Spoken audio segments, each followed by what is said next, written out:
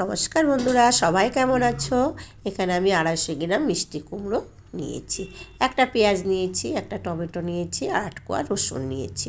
ধুয়ে রেখে দিলাম। তারপরে কড়াই বসিয়ে দিয়েছি, জলটা গরম হলে কুমড়োগুলো দিয়ে দিলাম। ওই জলের মধ্যে পেঁয়াজটা দিলাম, টমেটোটা দিলাম, রসুনটা দিলাম, ওর সাথে সিদ্ধ করে নেব। তোমরা চাইলে আলাদা সিদ্ধ করে নিতে পারো, যে তোমার গ্যাসটা বেঁচে যাবে।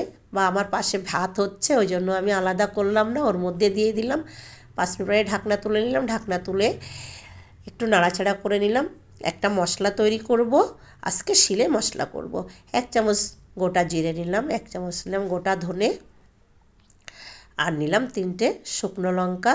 তোমরা যেমন লঙ্কা খাবে তেমন লঙ্কা দেবে। আর নিলাম 10-12টা গোলমরিচ। এটা মশলা করে নিলাম। এর মধ্যে কিন্তু আমি আদাও দিয়েছিলাম, আদাটা দেখাতে আমি ভুলে গেছি। একসঙ্গে 4টে জিনিস পেস্ট মানে মশলা বেটে নিলাম হাতে। বাটা হয়ে গেছে, তুলে নিলাম। এদিকে আমার কুমড়ো সিদ্ধ হয়ে গেছে, জল থেকে তুলে নিলাম, ঠান্ডা করতে দিয়েছি। টমেটো আর রসুনটা যে আছে ওটাও শিলে বেটে নেব।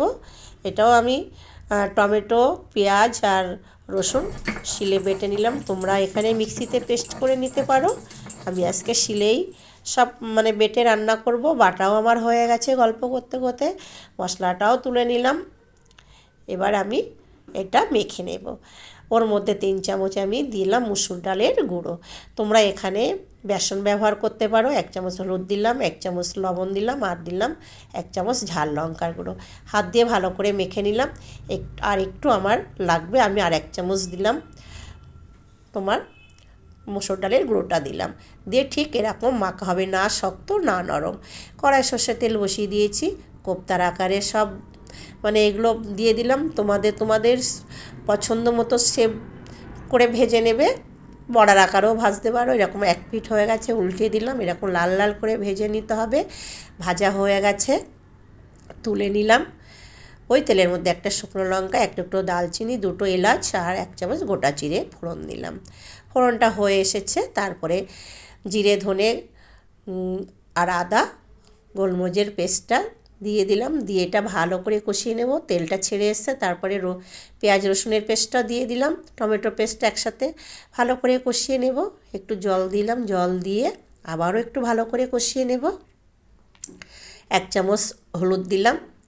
দেওয়ার পরে একটু নাড়াচাড়া করে নিয়ে এখানে পরিমাণ মতো লবণ দিলাম। এখানে আমি 1.5 চামচ মতো লবণ দিয়েছি, তোমরা তোমাদের পরিমাণ মতো লবণ দেবে। সামান্য জল দিলাম, জল দিয়ে মশলাটা আবারও ভালো করে কষিয়ে নেব। বন্ধুরা, তোমরা মশলা যত ভালো করে কষাবে দেখবে তরকারি খেতে কিন্তু বেশি টেস্টি হবে। আমি এখানে পরিমাণ মতো জল দিয়ে দিলাম। আমি যেহেতু গরম মশলা ফোড়ন দিয়েছি, ওই জন্য আর গরম মশলা দেব না। ঢেকে রেখেছিলাম। 5 মিনিট পরে ঢাকনা তুলে নিলাম। আমার ঝোলটা অনেকটা ঘন হয়ে এসেছে।